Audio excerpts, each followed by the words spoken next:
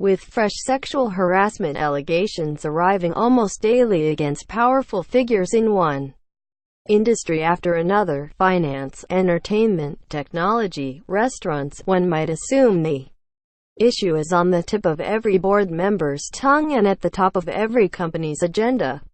But a new survey of more than 400 directors or venture capitalists finds many aren't even talking about recent news stories about sexual harassment, or doing much yet in response to them. Some employment lawyers also say they've seen few new concerns raised about a topic that has boiled over on social media, in the news, and in the national conversation.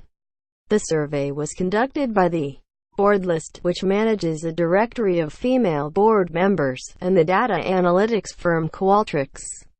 Roughly three-quarters of the directors who responded said they had not discussed recent accusations of sexism or sexually inappropriate behavior involving the tech industry at the board level. Almost 90% had not implemented a plan of action in response to recent stories in the media, and just 19% said they had discussed the risks of a workplace environment that encourages drinking. The survey, released Tuesday, was conducted in August following a series of harassment allegations against leaders in Silicon Valley and media titans at Fox News, but before the recent claims emerged against Hollywood producer Harvey Weinstein.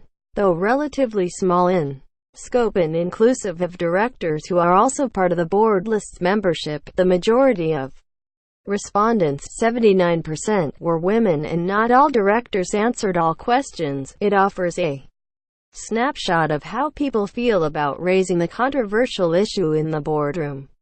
Sukhwinder Singh Cassidy, who founded the Board List and sits on several boards, said she wasn't surprised to see many directors weren't yet doing much in response. Doing a risk audit around culture is not the norm. It's only when a crisis comes up that these things show up, she said in an interview.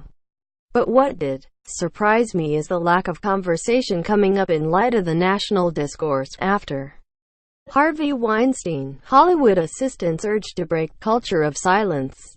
The survey found that the most common reason board members said they had not yet addressed sexual harassment at the board level was because they felt it was not a problem.